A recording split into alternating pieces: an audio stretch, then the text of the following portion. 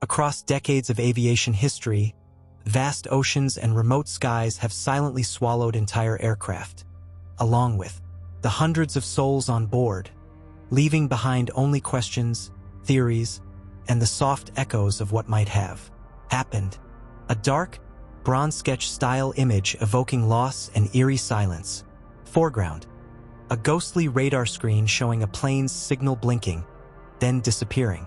Midground: an empty cockpit with the pilot's seat turned slightly, headset hanging, cockpit lights dim. Background: a night sky filled with turbulent clouds and faint silhouettes of lost aircraft fading into mist. In the lower frame, grieving silhouettes of families holding photos near a chain-link fence at an airport, candlelight flickering.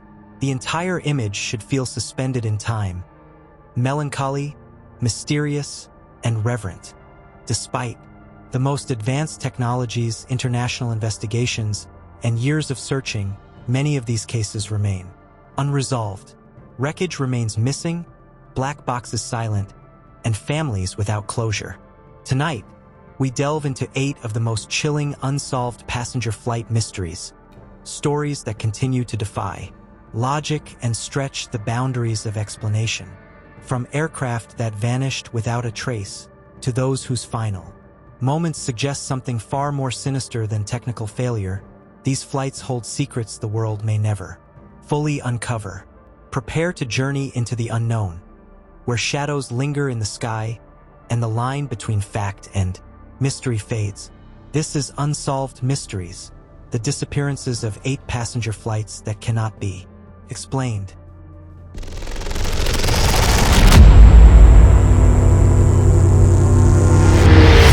In the early hours of March 8, 2014, Malaysia Airlines Flight MH370 took off from Kuala Lumpur International Airport, bound for Beijing with 239 people on board. The flight, operated by a Boeing 777-200ER, seemed routine at first. The skies were calm, and there were no signs of trouble. Just 38 minutes after takeoff, as the aircraft passed over the South China Sea and entered Vietnamese airspace, it made its last voice communication. A simple, "Good night, Malaysian 370.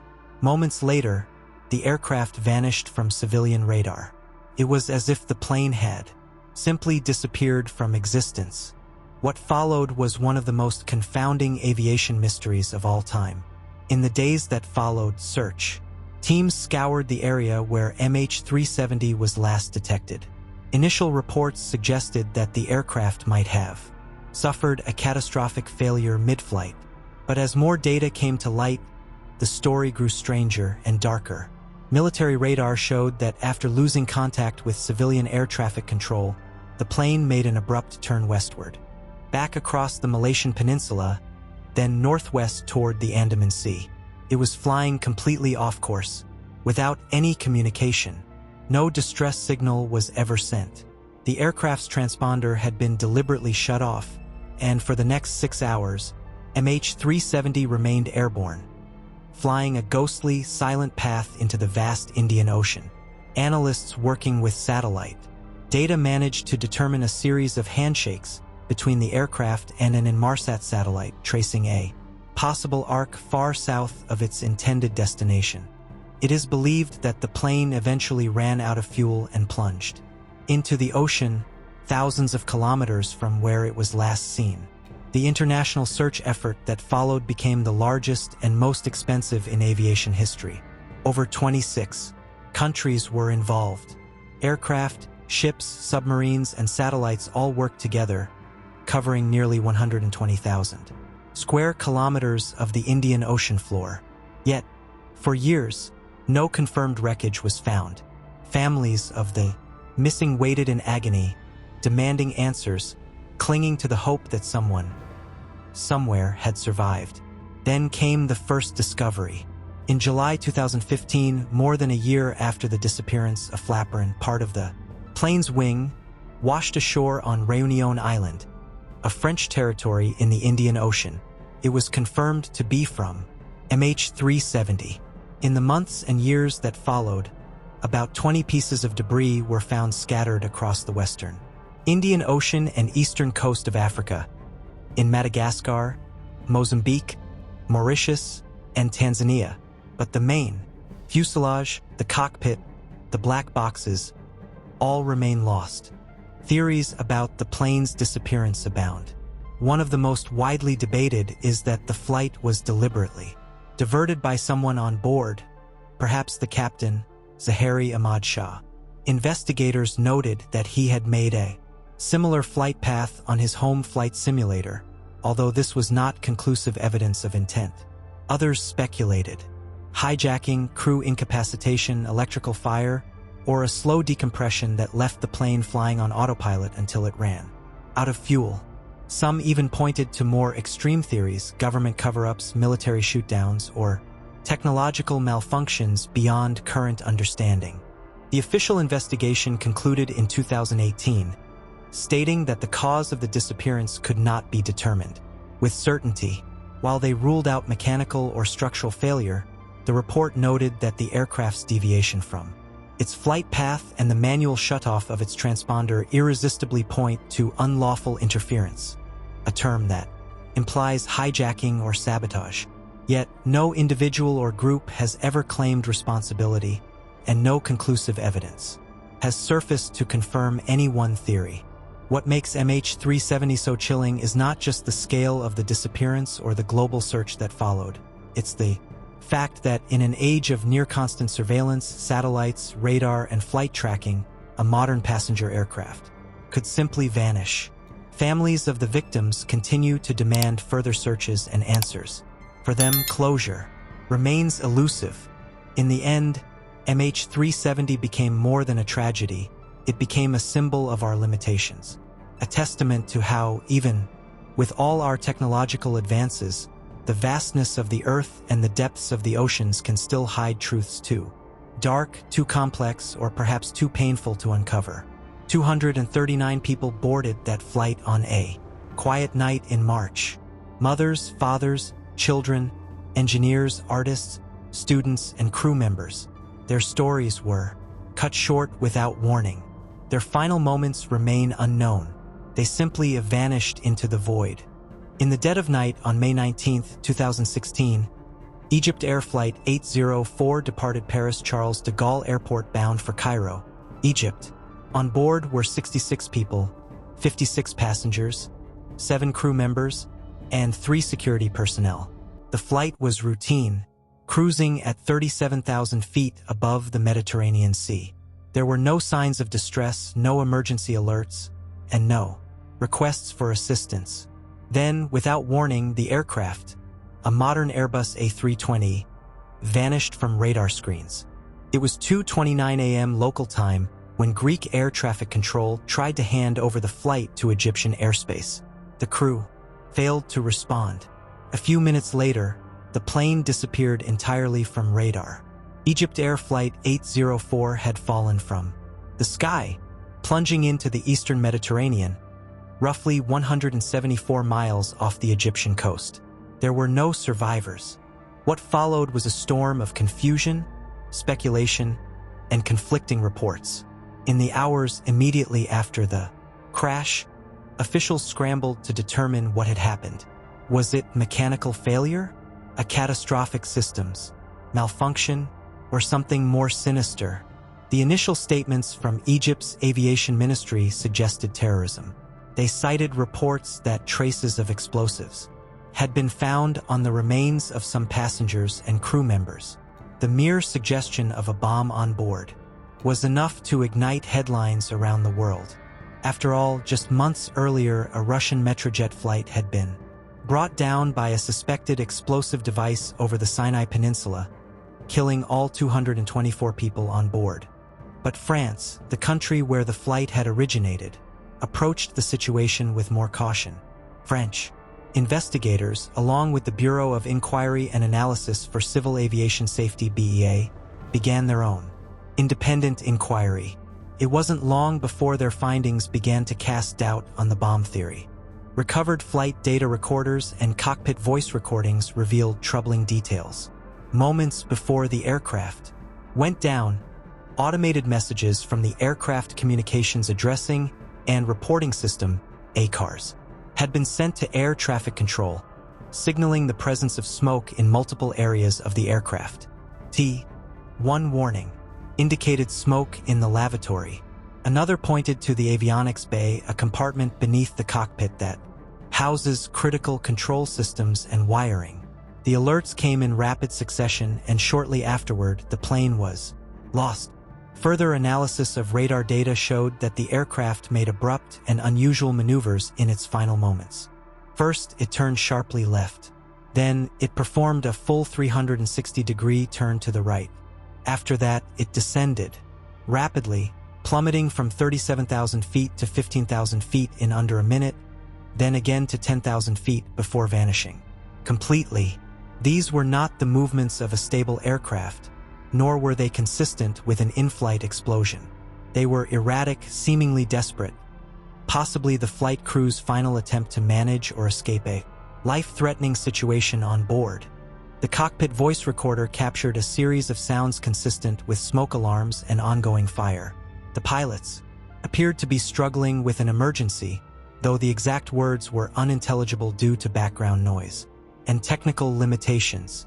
But it was clear that something on the flight deck had gone terribly wrong, and very quickly. So if it wasn't a bomb, what was it? In 2022, French investigators released a surprising theory. They proposed that a fire had broken out in the cockpit, likely due to the ignition of oxygen leaking from a pilot's emergency mask. According to their report, the fire may have started when one of the pilots lit a cigarette. While smoking in the cockpit is against most international aviation policies, it was not entirely prohibited by EgyptAir at the time. In fact, there were reports that pilots on certain flights, including some EgyptAir crews, occasionally smoked in the cockpit. The theory suggested that a faulty oxygen mask had been leaking gas near the flight controls. If one of the crew members had indeed lit a cigarette in this oxygen-rich environment, it could have sparked an immediate and intense fire. This would explain the sudden presence of smoke, the malfunction of avionics systems, and the crew's lack of communication. An engulfed cockpit would make it nearly impossible to relay a mayday call or respond to air traffic controllers. While the theory remains controversial, and Egypt has continued to insist that a terrorist act cannot be ruled out, it does align with many of the known facts. A sudden fire, smoke alarms, the strange flight maneuvers, and finally a deadly plunge into the sea. But without complete agreement between the investigative bodies, the truth remains uncertain. Recovery teams eventually located parts of the wreckage and retrieved both black boxes from the deep waters of the Mediterranean. The voice recorder and data unit were heavily damaged but partially salvaged. Even with these critical tools in hand, the conflicting narratives between French and Egyptian authorities stalled a unified conclusion. To this day, the families of the victims are left in a fog of uncertainty. Why? Was it terrorism, and if so, why hasn't any group come forward? Was it pilot error, an avoidable accident triggered by negligence in the cockpit? Or was it an unfortunate chain reaction of technical malfunctions made worse by outdated safety protocols? EgyptAir Flight 804 is a tragedy that raises more questions than answers. It challenges our assumptions about modern aviation safety, international cooperation, and the limits of forensic technology in post-crash investigations. In a world where every movement is tracked and recorded, how could such a modern airliner, equipped with state-of-the-art safety systems, be brought down so quickly and leave so little clarity behind? 66 lives were lost that night. People of different nationalities, dreams, and destinations, all aboard a single aircraft that simply vanished from the sky. No final words. No clear explanation, just a series of beeps, a trail of smoke, and a plunge into the sea. And still, in the silence left behind, the mystery endures. On March 16, 1962, flying Tiger Line Flight 739 took off from Travis Air Force Base in California under a heavy veil of secrecy, operated by a civilian cargo and charter airline but contracted by the U.S. military. The flight was transporting 93 U.S. Army soldiers, 3 South Vietnamese military officials, and 11 crew members to Saigon, South Vietnam. These were not ordinary passengers. Many of the American soldiers were communications and technical specialists, men assigned to support growing U.S. involvement in the early stages of the Vietnam War. The nature of their mission was classified, and even now the full details remain unclear. What is known, however, is that the Lockheed L-1049 Super Constellation they boarded never made it to its destination. The aircraft made an initial stop in Honolulu, then continued on to Guam for refueling. Everything appeared to be operating normally. The weather conditions were favorable, and no mechanical issues had been reported. After leaving Guam, the plane was en route to Clark Air Base in the Philippines before its final destination in Saigon. As the aircraft crossed the western Pacific Ocean, air traffic controllers monitored its progress. At some point in the flight, somewhere near the island of Guam, Flight 739 simply vanished from radar. There was no radio distress call, no mayday, no sign that anything was wrong. The aircraft was cruising at a high altitude, in clear weather, with nothing to indicate an emergency. Then it was gone. The U.S. military quickly launched a massive search and rescue operation, the largest peacetime effort in Pacific history at that point, rivaled only by the search for Amelia Earhart a quarter-century earlier. More than 1,300 personnel were involved, scouring 144,000 square miles of ocean by air and sea. Navy ships, patrol planes, and Allied forces from nearby territories participated.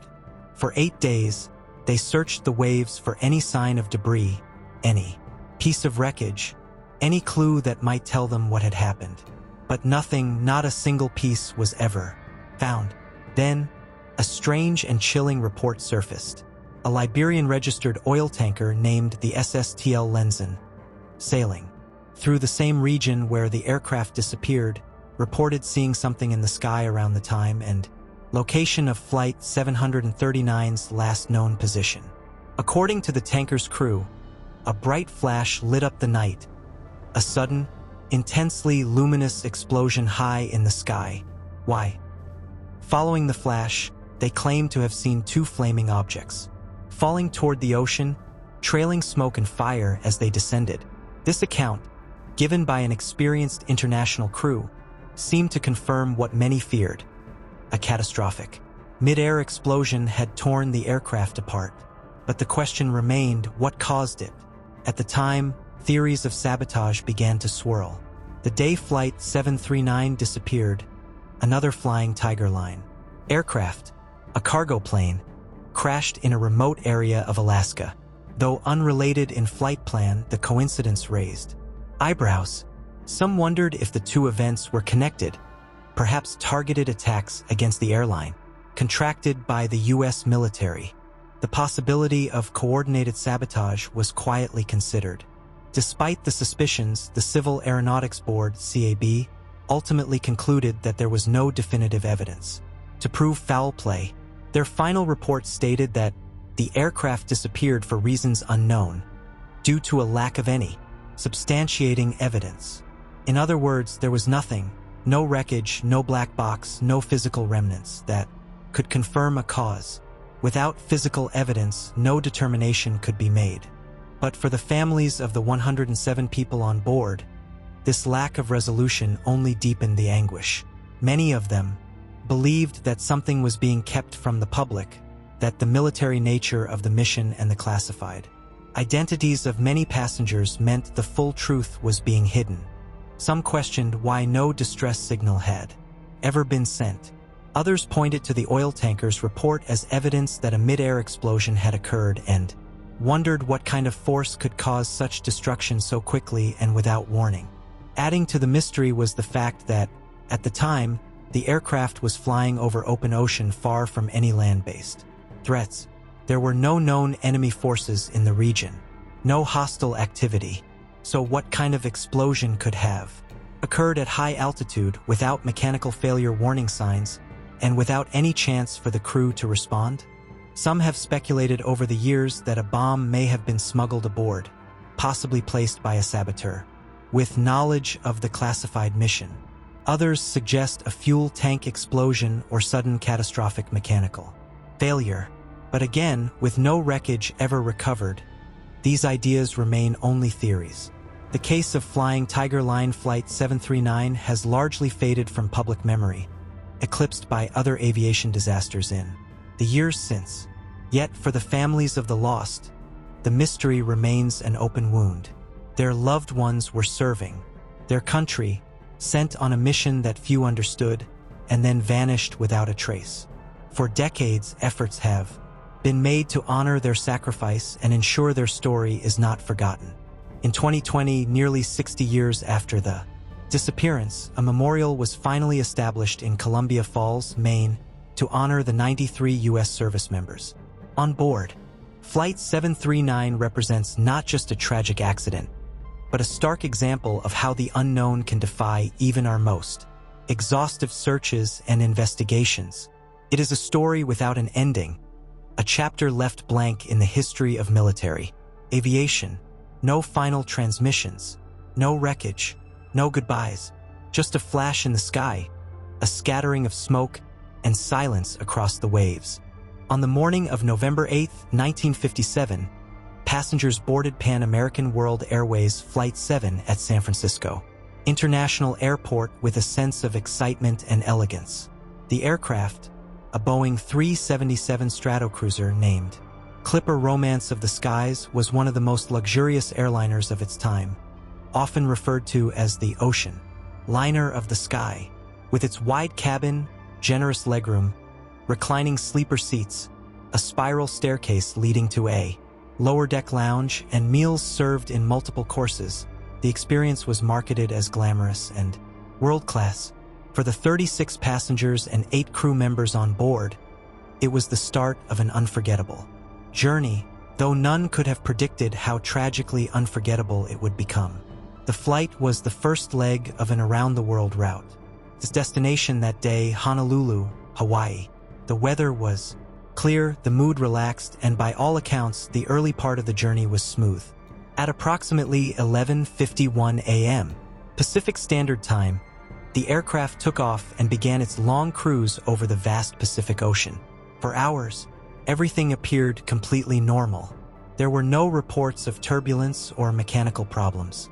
The crew did not issue any warnings. The radio communication remained calm and routine. Then, at some point during the flight's 8th hour, approximately halfway through the journey, something happened.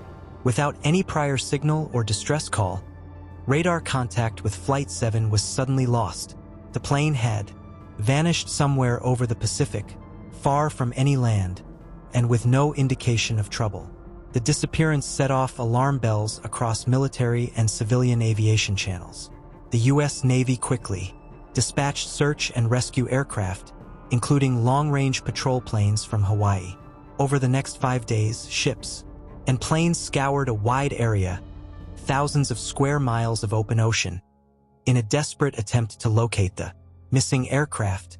First, nothing was found. It was as if the plane had simply dissolved into the sea. Then, on the 5th day of the search, a breakthrough. The aircraft's debris was discovered floating on the surface of the Pacific, about 900 miles northeast of Honolulu. Among the wreckage were bodies, 19 of the 44 souls on board. The remains were carefully retrieved, and investigators were eager to find any clues that might explain what had happened in those final moments of Flight 7. Immediately, something unusual stood out. Several of the recovered victims were found wearing life vests. This small but haunting detail suggested something profound, that the crew and passengers may have had time to prepare for a crash landing. That detail implied that the crew had some degree of control or forewarning, that the plane didn't simply fall from the sky without warning. But if there had been time to prepare, why was there no distress call? No emergency signal? The radio had remained eerily silent in those final minutes. More chilling were the results of the autopsies. Elevated levels of carbon monoxide were found in the bodies of several victims. Investigators immediately began to consider the possibility of smoke or toxic fumes in the cabin. Could there have been an onboard fire? A leak in the ventilation system? Or something more sinister? The discovery of carbon monoxide in the bloodstream led to speculation that perhaps the flight crew, and possibly the passengers, had been incapacitated before the crash. If a fire had broken out and gone undetected until too late, it could have filled the cabin with toxic smoke. But there was no solid evidence of fire damage in the debris. No charred wreckage. No soot on the bodies. This left investigators puzzled. Some began to consider the possibility of sabotage. Rumors circulated that one of the passengers had purchased a large life insurance policy shortly before the flight. Others suggested a mechanical failure in the pressurization or exhaust systems could have introduced carbon monoxide into the cockpit or cabin slowly, leading to confusion, unconsciousness, and an inability to respond. Still, none of these theories could be definitively proven. The Civil Aeronautics Board, the U.S. agency responsible for investigating air accidents at the time, conducted a lengthy inquiry. The lack of a flight data recorder or cockpit voice recorder, standard on later aircraft, made it impossible to reconstruct the final minutes with precision. There was no conclusive physical evidence to confirm an explosion, structural failure, or fire. In the end, the board was left with only speculation. In their final report, the board acknowledged the presence of carbon monoxide and the strange circumstances surrounding the crash. They noted the life vests, the unusual lack of a mayday call, and the partially intact debris.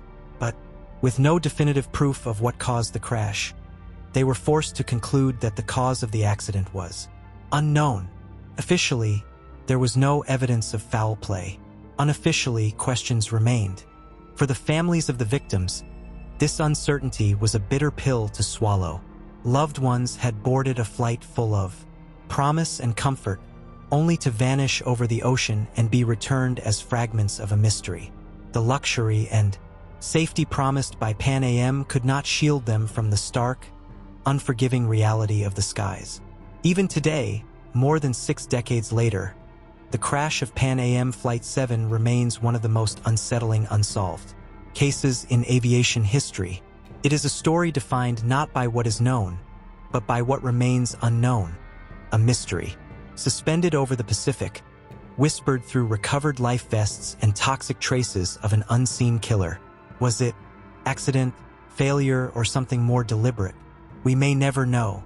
All that remains is the memory of a flight that departed in elegance and disappeared in silence, leaving behind a wake of questions that time still has not answered. On July 21, 1951, Canadian Pacific Airlines Flight 3505 took off from Vancouver, British Columbia, embarking on what was supposed to be a routine journey across the Pacific Northwest and onward toward Asia. The aircraft, a Douglas DC-4, was part of the Korean Airlift, Canada's vital support operation during the Korean War, transporting personnel, cargo, and military aid to Tokyo, Japan. On board were 31 passengers and 6 crew members, including military personnel, airline staff, and civilians. The flight was a key link in the logistical chain supplying United Nations forces in Korea, but it was not considered high risk. The aircraft was experienced, the crew well-trained, and the route well-traveled. After departing Vancouver, the DC-4 was scheduled to make a stopover in Anchorage, Alaska, for refueling before continuing west. The skies over the Pacific Northwest were temperamental that day. As the flight headed northward, along the rugged coastal mountains of British Columbia and into Alaskan airspace, weather conditions began to deteriorate.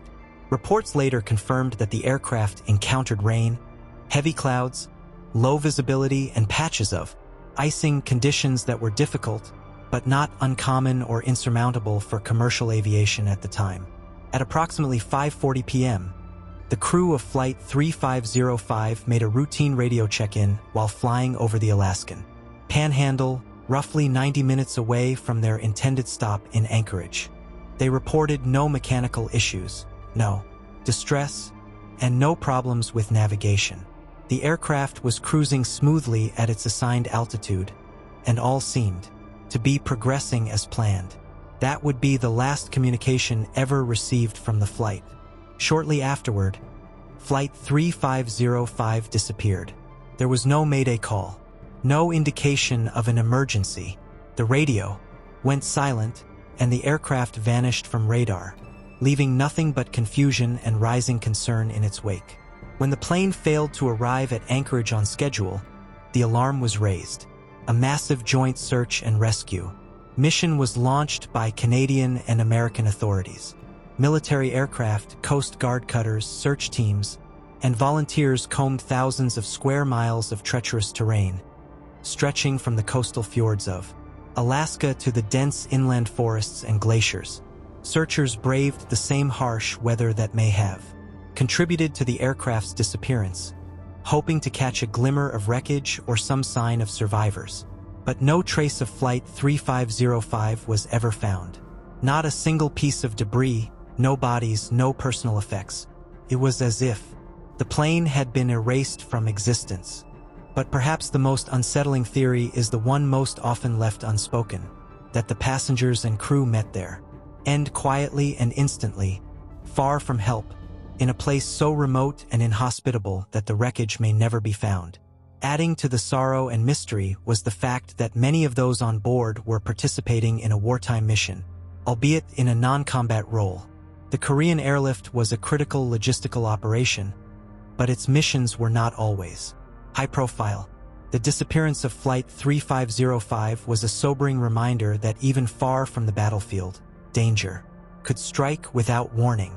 For the families of the 37 people aboard, the years that followed brought only silence and unanswered questions. With no remains to bury, no wreckage to examine, and no definitive cause to mourn, closure remained painfully out of reach. Some held on to hope that the aircraft might be discovered one day, hidden beneath layers of glacial ice or forest overgrowth. Others resigned themselves to the reality that they might never know what happened. Even today, more than 70 years later, the case remains one of Canada's most enduring aviation mysteries. In recent years, independent researchers and historical aviation groups have used satellite imagery, modern mapping, software, and even AI-assisted analysis to propose potential crash zones. But the wild, rugged expanse of northwestern North America continues to guard its secrets closely. Flight 3505 left behind no final message, no trail, no clue. It departed Vancouver on a clear mission and disappeared into the wilderness without a trace. No storm warnings, no smoke trails, no frantic voices over the radio. Just silence. A silence that stretches across generations. In the cold skies above Alaska and the quiet depths of its forests, perhaps the answers still lie waiting, buried beneath snow, wrapped in trees, or resting at the bottom of an icy fjord. Until they are found, if ever, Canadian Pacific Airlines Flight 3505 remains not only a tragic loss but a haunting reminder of the fragility of flight in a vast and untamed world. On the night of June 23, 1950, Northwest Orient Airlines Flight 2501 took off from New York's LaGuardia Airport on a scheduled journey to Seattle, Washington, with planned stopovers in Minneapolis and Spokane. The aircraft, a Douglas DC-4 propeller-driven airliner, was carrying 55 passengers and 3 crew members, business travelers, vacationers, families, and flight staff, all expecting a smooth transcontinental trip across the United States. But that journey would end in one of the most enduring aviation mysteries in American history, a case that, over 70 years later, remains unresolved. The flight departed as scheduled and crossed into the Midwest under the cover of darkness. As it neared the Great Lakes region, however, the weather began to change. A line of violent thunderstorms had formed over Lake Michigan, known for its sudden and treacherous weather patterns.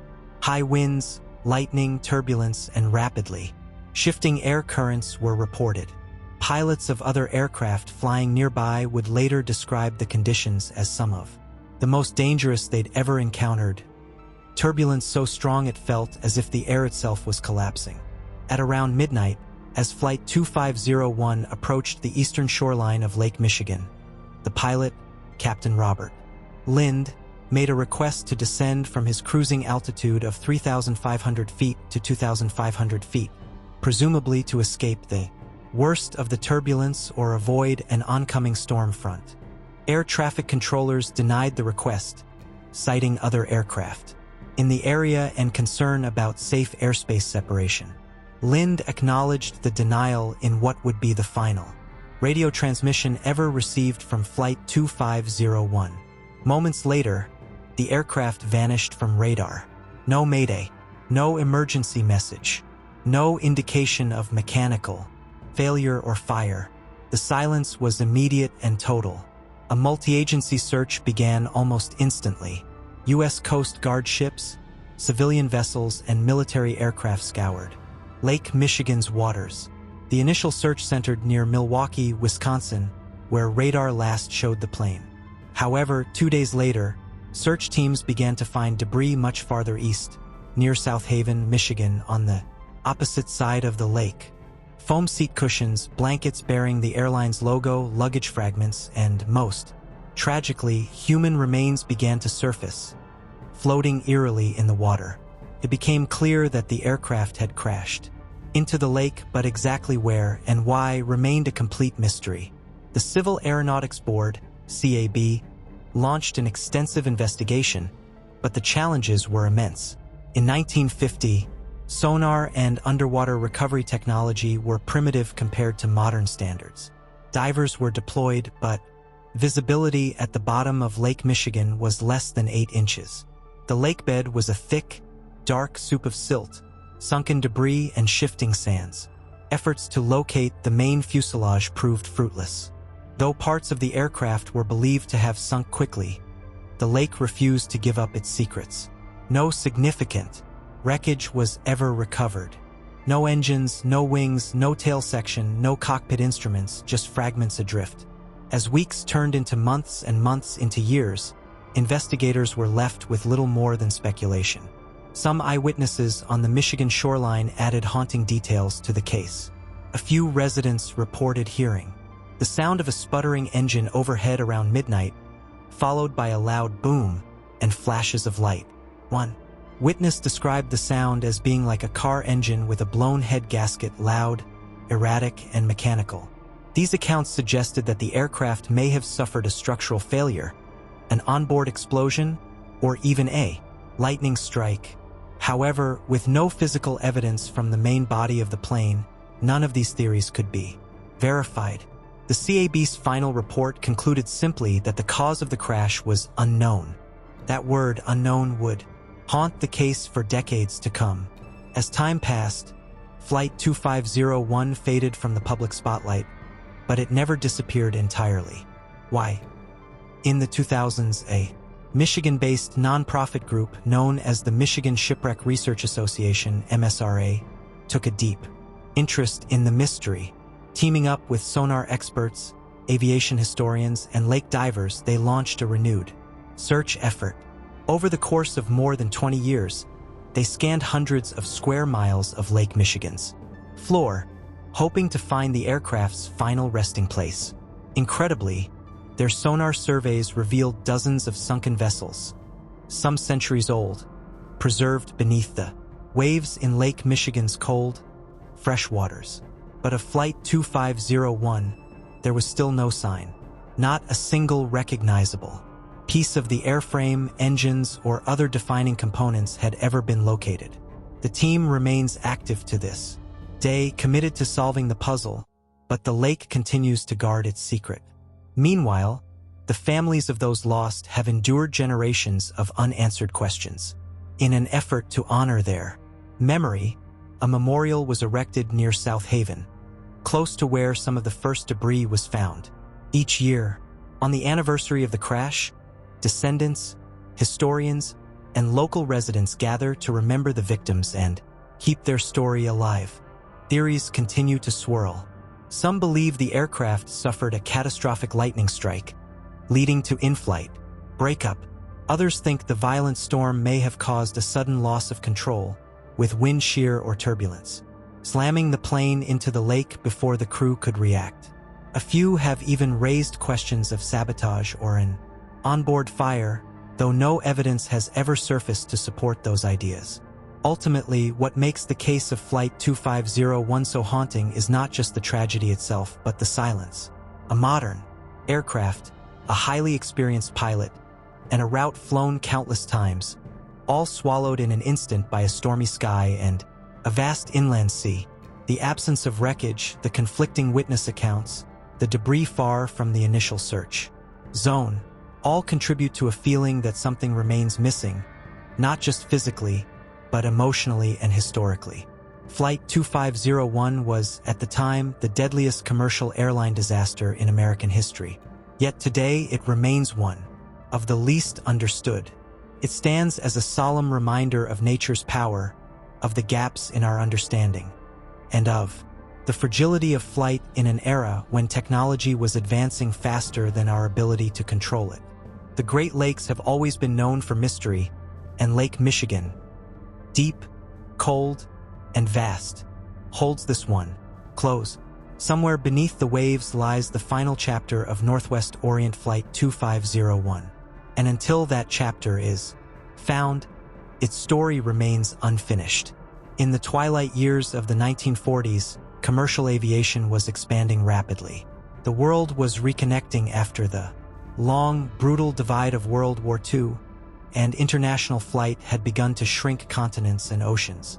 But with that expansion came risks, and few mysteries loom as large or as chilling as the back-to-back disappearances of two British South American Airways aircraft, the Star Tiger and the Star Ariel. Their vanishings, just 11 months apart, eerily similar in nature, have since become part of the larger enigma, known as the Bermuda Triangle. In these two cases, the facts are just as strange as the legends. ComSky's veteran pilots, clear radio communications, and then nothing. No wreckage, no distress calls, no survivors. It's as if the planes simply ceased to exist mid-flight. The Star Tiger, January 30th, 1948. The Avro Tudor 4 airliner Star Tiger took off on January 28, 1948, from England, making its way toward Bermuda, with a refueling stop in the Azores. It was a routine flight, albeit slightly delayed due to weather, but by the time it departed Santa Maria in the Azores, conditions had cleared enough for takeoff. On board were 25 people, 6 crew members and 19 passengers, including a decorated Royal Air Force Air Marshal. Among the flight crew was Captain B.W. McMillan, an experienced pilot known for his skill and professionalism. The aircraft, though older and modified from its wartime design, was considered airworthy and had flown this route before. As Star Tiger approached Bermuda on the evening of January 30th, everything seemed to be in order. The flight had been adjusted slightly due to strong headwinds, but there were no technical issues reported. The radio operator remained in steady contact with ground control, providing position updates and estimated arrival times. The last transmission came at 3:15 a.m. local time. The message was simple, routine, a position report placing the aircraft just under 2 hours from landing. And then, silence. The aircraft never arrived. No further messages were received. No emergency call, no sign of a problem, no radar. Blip fading into darkness. Simply vanished. The U.S. Navy and British forces launched a massive search effort across the open Atlantic, deploying aircraft, ships, and spotters in all directions. Over 5 days, they scoured thousands of square miles of ocean between Bermuda and the Azores. Not a single piece of wreckage was found. Not a seat cushion. Not an oil slick. Not even a scrap of metal. The official investigation concluded, with visible frustration, that the fate of the aircraft is unknown. The final report would go on to say, "It may truly be said that no more baffling problem has ever been presented for investigation." And then, almost exactly 1 year later, it happened again. The Star Ariel, January 17, 1949. On the morning of January 17, 1949, the Star Ariel another Avro Tudor 4 operated by British South American Airways lifted off from Kinley Field in Bermuda, bound for Kingston, Jamaica. The weather that day was described as nearly perfect: clear skies, unlimited visibility, smooth winds. Captain John Clutha McPhee, like Macmillan before him, was an experienced pilot, and the aircraft had been thoroughly inspected before takeoff. The Star Ariel was carrying just 20 people, 13 passengers and 7 crew members. After reaching cruising altitude, McPhee radioed Bermuda Air Traffic Control, stating that all systems were normal and he was cruising at 18,000 feet. He also noted he was switching over to Kingston radio frequency as he continued southward. That was the last transmission ever heard from the Star Ariel. At first, there was no concern.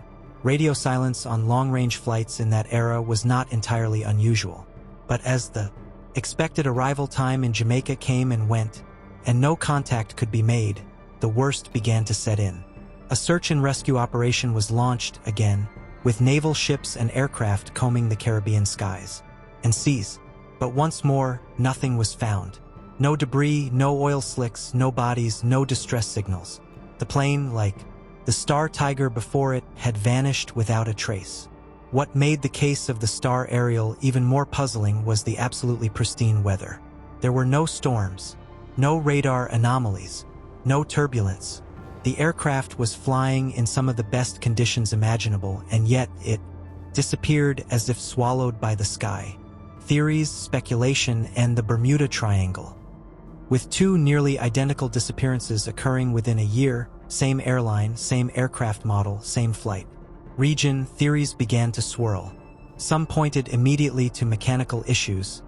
The Avro Tudor 4 had a complex and somewhat unreliable history, stemming from its design evolution from wartime bombers. But there was no evidence, no recovered parts, no damage reports prior to flight to indicate the aircraft were failing mid-air. Others looked to more dramatic theories: sabotage, hijacking, even extraterrestrial interference. The complete lack of wreckage in both cases gave rise to fantastical explanations.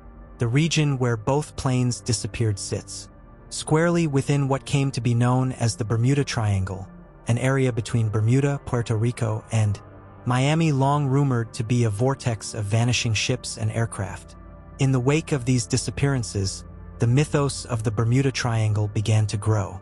Newspapers and magazines picked up the stories, feeding the public's fascination with the unknown. Flight crews passing through the region did so with a mix of professionalism and superstition. Over time, the Star Tiger and Star Ariel became early cornerstones of the Triangle's dark legend. But for all the myths and speculation, the truth remains sobering. 2 aircraft vanished, back-to-back, under nearly identical circumstances, without warning, without explanation, and without leaving behind a single clue. Unanswered questions that linger. To this day, there is no solid explanation for what happened to the Star Tiger and Star Ariel. Weather was ruled out. Mechanical failure remained speculative. There was no trace of human error, no intercepted messages, no radar anomalies. Could both planes have suffered simultaneous radio and structural failure at altitude? Unlikely. Could they have experienced a sudden decompression, knocking out the crew and sending the aircraft into the ocean? Possible, but without any wreckage or floating debris, nothing could be confirmed. The tragedy of both disappearances lies not only in the lives lost, but in the total absence of closure. Families were left without answers. The airline, already struggling, soon folded, and history quietly filed these 2 vanishings under Unsolved, a legacy of silence. Today, the stories of the Star Tiger and Star Ariel are largely remembered by aviation historians and paranormal enthusiasts, but their significance goes far deeper. They represent a sobering truth. Even in an age of rapid progress and soaring ambition, the skies can still turn against us without warning. 2 aircraft, 2 clear days, dozens of souls, and not a trace left behind. Their names echo like ghosts in the silence over the Bermuda Triangle. Star Tiger and Star Ariel vanished into thin air, leaving behind only questions and a chilling reminder. Sometimes, the sky does not give back what it takes. From the vast silence of the Pacific to the deep, brooding stillness of the Atlantic, from high-tech military missions, cloaked in secrecy to glamorous commercial airliners drifting across the clouds, these flights departed with purpose, with hope, with lives and stories on board, and never arrived.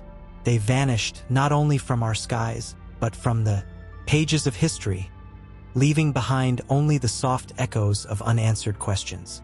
Decades have passed. Technology has leapt forward. Satellites now watch every inch of the globe. Black boxes capture every word, every fluctuation. And yet, despite all we know and all we've learned, these stories remain, suspended in time, sealed by the winds, the waves, and the unknown. Some investigators say the truth lies beneath the ocean floor, hidden beneath layers of silt and silence.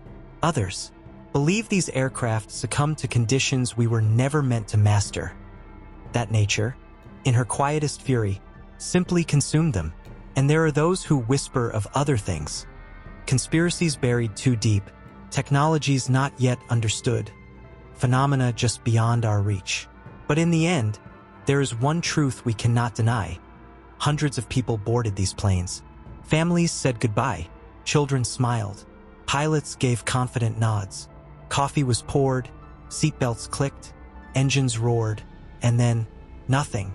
What remains are fragments. A seat cushion on a distant shore. A vague radar signal quickly gone. A final radio call, routine and calm. And silence. Total silence. These mysteries endure not just because of their strange, improbable nature, but because they touch something deeper in us. They remind us that for all our certainty and progress, we are still small beneath the sky, still vulnerable above the sea, still searching for answers in the invisible spaces between the known and the unknowable. Tonight, you've heard just a few of the stories. 8 aircraft, 8 disappearances, 8 lingering enigmas, suspended between what we can explain and what we cannot. Some say the ocean holds the answers. Others believe the truth was never meant to be found. But wherever you stand, whether grounded in science or drifting into the realm of mystery, these vanishings continue to whisper to us. They whisper in the wind over the Pacific. They echo in the empty radio waves above the Atlantic. And in the quiet hum between heartbeats, when the world is still and the sky grows dark, they whisper to us from above. Good night.